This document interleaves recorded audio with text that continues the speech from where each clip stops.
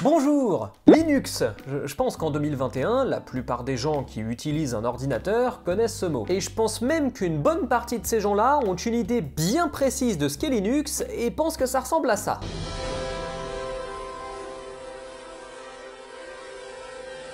Eh bah pas du tout! Aujourd'hui, Linux, ça ressemble surtout à ça. Ou à ça. Ou à ça. Ou à ça. Ou ça, oui, c'est ça aussi, oui, ça, Bah oui, si vous regardez cette vidéo, il y a de fortes chances que vous fassiez partie des 3 milliards de personnes qui utilisent Android sur leur téléphone. Et si l'on rend visite à Wikipédia, on constate qu'effectivement, Android est basé sur un noyau Linux. Donc techniquement, vous utilisez Linux. Parce qu'en réalité, Linux, ça veut pas dire tant de choses que ça. À la base, Linux, c'est juste le noyau d'un système d'exploitation. Et tout comme le noyau d'un abricot, si vous le plantez dans la terre, il vous donnera un abricotier avec des fruits, mais vous n'êtes pas obligé de manger le noyau d'abricot initial pour apprécier les autres abricots. Pour la forme, on va dire que vous avez compris. On passe à la suite. Ce que je veux dire, pour être plus sérieux, c'est que Linux, c'est juste la base d'un système d'exploitation, et pas le système d'exploitation en lui-même. On peut comparer Linux au noyau de Windows, mais on peut pas comparer Linux à Windows 10, par exemple. Ce serait comme comparer le noyau d'un abricot avec un abricot entier. Et si vous voulez comparer deux abricots... J'adore les abricots. Vous devez comparer Windows 10 à Ubuntu, par exemple. Les deux sont des systèmes d'exploitation, avec un bureau, des logiciels, etc. Mais là où Windows 10 utilise un noyau Windows, Ubuntu utilise un noyau Linux. Parce que là où Windows est un logiciel propriétaire, tout ce qui entoure Windows appartient à Microsoft et n'est utilisable par personne d'autre que Microsoft, Linux est un noyau totalement libre, ce qui signifie que n'importe quel programmeur a le droit de l'utiliser pour créer son propre système d'exploitation. Donc pour faire simple, là où le noyau d'abricot Windows ne pourra vous donner que des abricots, le noyau d'abricot Linux pourra aussi bien vous donner des mangues, des fruits de la passion ou encore des ananas. Oui bah j'ai faim, ça va. Linux, c'est donc une très grande communauté de systèmes d'exploitation, certains développés par des entreprises, d'autres par des associations, d'autres encore par des personnes seules, avec beaucoup d'objectifs très différents. Certains de ces systèmes servent à gérer des serveurs, d'autres sont utilisés pour faire de la programmation, et ceux dont on va parler sur cette chaîne sont ceux qui servent à l'usage quotidien des utilisateurs lambda et qu'on pourrait comparer à Mac ou à Windows. À la différence que les systèmes d'exploitation Linux, qu'on appelle des distributions, sont des logiciels libres, ce qui signifie que leur code est public et qui peut être utilisé par n'importe qui. Imaginez une maison qui serait complètement ouverte et où tout le monde pourrait rentrer, regarder ce qu'il y a à l'intérieur, puis sortir pour aller construire sa propre maison à côté. Mais alors du coup, si à part ça, un OS Linux c'est comme un OS Windows, qu'est-ce que ça change? Et pourquoi vous avez ce pote qui, à chaque fois que vous avez un bug avec Windows, vous dit « si t'avais eu Linux, t'aurais pas eu ce problème ?» Je suis un peu ce genre de personne. Et bah c'est parce que votre pote est relou déjà, et aussi parce que par rapport à Windows ou à Mac, Linux apporte pas mal d'avantages. Et le premier, c'est la liberté d'utilisation. Vous pourriez vous demander pourquoi moi, qui suis ni un programmeur, ni spécialement un bidouilleur, et qui ai un usage au final assez basique de mon ordinateur, j'ai décidé de m'exiler sur Linux. Et bah c'est tout simplement parce que j'en avais ras-le-bol que Windows essaie en permanence de me forcer à faire des trucs.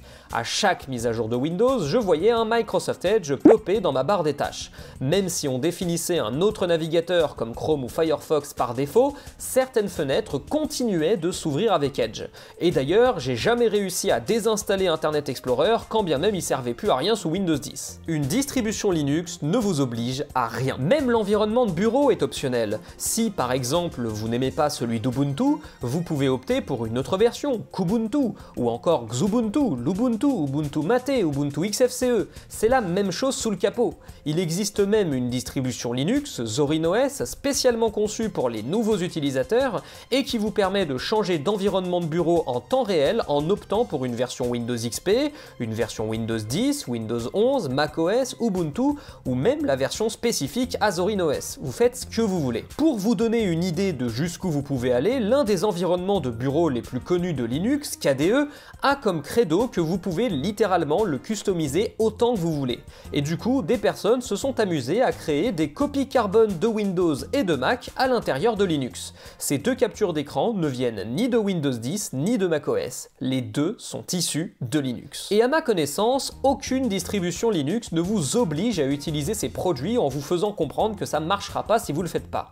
Par exemple, il est impossible désormais de démarrer son expérience sous Windows sans créer un compte Microsoft. A l'inverse, vous n'avez aucune obligation de créer un compte pour vous servir d'une distribution Linux.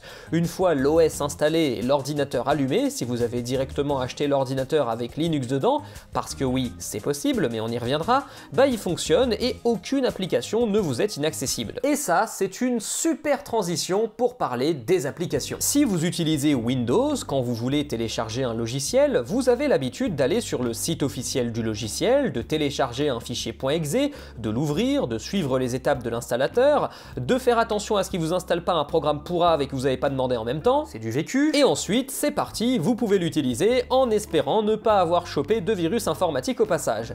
Il existe bien un magasin d'applications Windows, le Microsoft Store, mais j'ai rencontré une fois quelqu'un qui s'en était déjà servi. C'était un dimanche. Alors que sur une distribution Linux, déjà pour choper un virus informatique, faut vraiment vous lever très tôt, donc pas besoin d'antivirus, mais en plus, vous pouvez télécharger un bon 95% des logiciels depuis cette merveille technologique appelée l'App Store. Exactement de la même manière que sur smartphone, toutes les distributions Linux grand public possèdent un magasin d'applications où vous pouvez quasiment tout trouver, et tout comme sur votre smartphone, il vous suffit de cliquer sur Installer, d'entrer votre mot de passe et en avant Guingamp. Et ça va nous permettre d'aborder le problème de Linux qu'il faut bien reconnaître, mais qui en même temps n'est pas forcément toujours si grave, la compatibilité matérielle et logicielle. En part de marché, seuls 2% des utilisateurs d'ordinateurs utilisent Linux, et 4% si on compte les utilisateurs de Chrome OS, parce que oui, Chrome OS est une distribution Linux.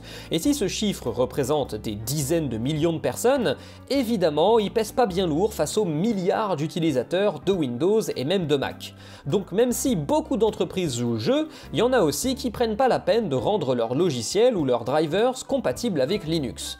Par exemple, la suite Adobe, donc tout ce qui regroupe Adobe Premiere, Adobe After Effects ou encore Adobe Photoshop, n'est à l'heure actuelle pas disponible sur Linux. Mais c'est là qu'arrive l'énorme atout de la communauté Linux et de l'open source en général, quasiment tout a une alternative. Alors oui, généralement le fonctionnement est différent et vous allez devoir vous faire à de nouveaux usages.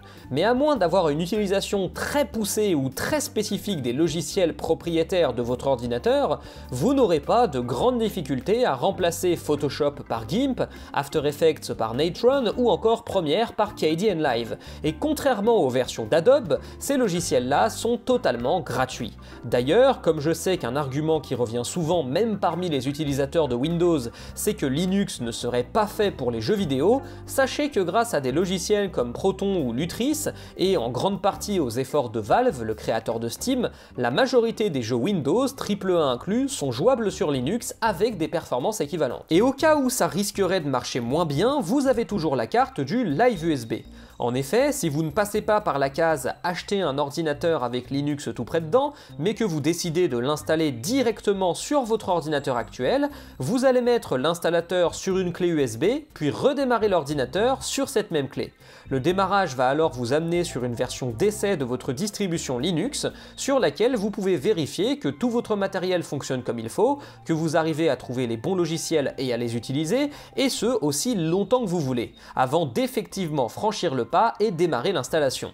Et si même là vous n'êtes pas sûr, vous pouvez choisir d'installer Linux à côté de Windows pour utiliser l'un ou l'autre sur le même PC selon vos envies. Ce qui nous amène à l'un des principaux freins de toute personne intéressée par Linux, résoudre les problèmes. Évidemment, sur Linux, vous allez rencontrer des problèmes, de la même manière qu'on en rencontre sur Windows et sur Mac. La différence étant que sur Windows ou Mac, les problèmes se règlent généralement en passant par les milliers de paramètres de l'interface graphique. Sur Linux, il arrive souvent que les problèmes puissent se régler différemment. Laissez-moi vous présenter l'objet du crime, le terminal.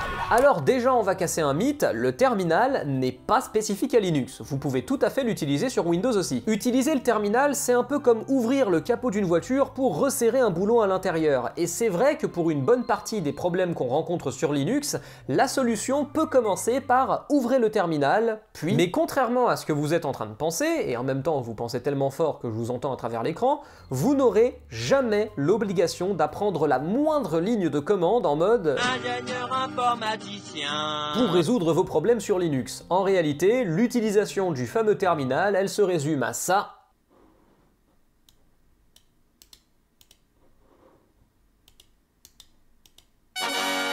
J'utilise Linux depuis plus d'1 an et je connais une commande. Et encore. Je la copie-colle aussi. Par ailleurs, un truc que je vous recommande de faire quand vous démarrez sur Linux, c'est de mettre en favori de votre navigateur le forum de la communauté française de votre distribution. Ubuntu.fr par exemple, si vous utilisez Ubuntu. C'est un site internet sur lequel vous pouvez créer un compte afin de demander de l'aide si d'aventure vous rencontrez un problème. Il m'est arrivé d'avoir un souci avec Ubuntu, de poster sur le forum « J'ai ce souci, est-ce que vous pouvez m'aider » à 16h40 et d'avoir une réponse à 16h44. Même en envoyant à 23h30, j'avais une réponse à minuit et des gens qui continuaient à m'aider à 1h du mat. Le forum Ubuntu éclate tous les SAV du monde et c'est des bénévoles. Et les mises à jour, on n'en a pas encore parlé des mises à jour. Non, parce que sur Windows, et je sais pas si c'est le cas sur Mac, les mises à jour, c'est quand même bien énervant. Faut redémarrer l'ordinateur, ça prend une plombe, quand c'est des grosses mises à jour, vous pouvez même plus l'utiliser pendant de longues minutes. J'adorais d'ailleurs, bien sûr, quand j'allais en cours à la fac, que je démarrais mon ordinateur pendant que le professeur commençait à parler et que mon PC m'accueillait avec une magnifique mise à jour, comme ça je pouvais rien faire et j'avais qu'à attendre en rageant. Prenons l'exemple d'Ubuntu, vu que justement c'est la distribution Linux que j'utilise au quotidien.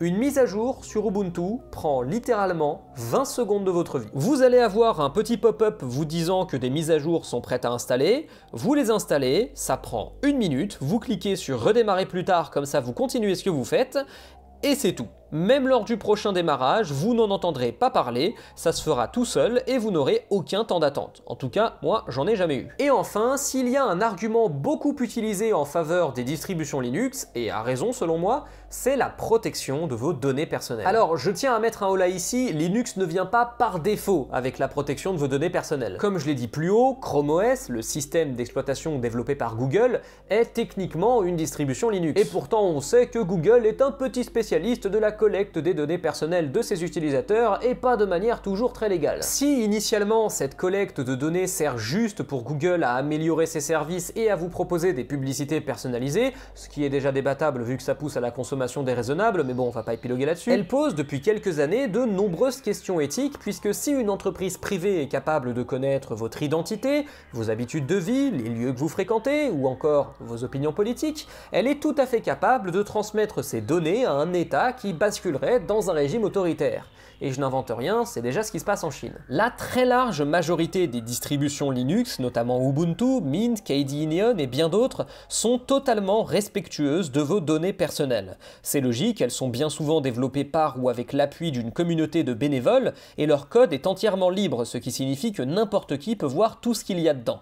De la même manière, les logiciels alternatifs libres tels que GIMP, Firefox, KDenLive, Audacity, OBS Studio collectent peu, voire pas du tout de données sur ce que vous faites, et aucune donnée personnelle. Mais alors pour conclure, la question qui se pose, c'est d'accord, mais comment est-ce qu'on obtient Linux? Eh bien il existe selon moi deux possibilités. La première, qui est encore la moins utilisée mais devrait devenir de plus en plus fréquente dans les années qui viennent, c'est d'acheter un ordinateur directement avec Linux dedans. Il existe aujourd'hui des fabricants mainstream comme Dell par exemple, qui est une valeur sûre dans le monde de l'informatique, qui proposent des ordinateurs Linux que vous pouvez acheter directement sur leur boutique en ligne. Il y a aussi des sites internet comme Linux Shop ou Equimia qui proposent justement de vous vendre des ordinateurs avec Linux dessus. Et plus intéressant encore, il existe de plus en plus de marques d'ordinateurs conçus spécialement pour Linux, comme l'américain System76, l'allemand Tuxedo ou l'espagnol Slimbook, même si le principal inconvénient de notre point de vue hexagonal, c'est que leurs sites internet sont en anglais. Et la deuxième possibilité, c'est d'installer votre distribution Linux directement sur votre ordinateur actuel. Pour cela, il y a 3 étapes à suivre. La première, c'est d'aller sur le site officiel de la distribution Linux que vous avez choisi et de télécharger le fichier d'installation qui est un fichier .iso. La deuxième, c'est de brancher une clé USB sur votre ordinateur et d'y installer votre fichier en utilisant un logiciel comme Rufus sur Windows qui est très simple à configurer.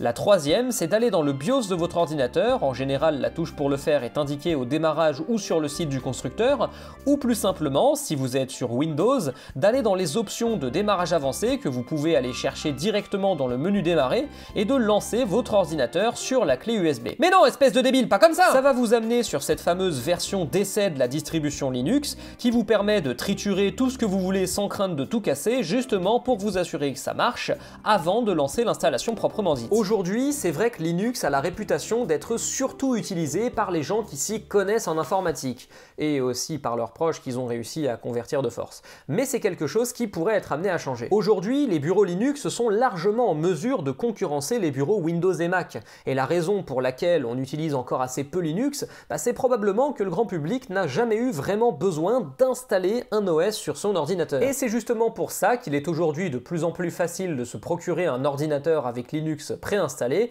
et que c'est peut-être cette solution qui va permettre à Linux de se développer à l'avenir. Sur ce, moi je vous laisse, n'hésitez pas à vous abonner si cette vidéo vous a plu, et à la prochaine tout le monde!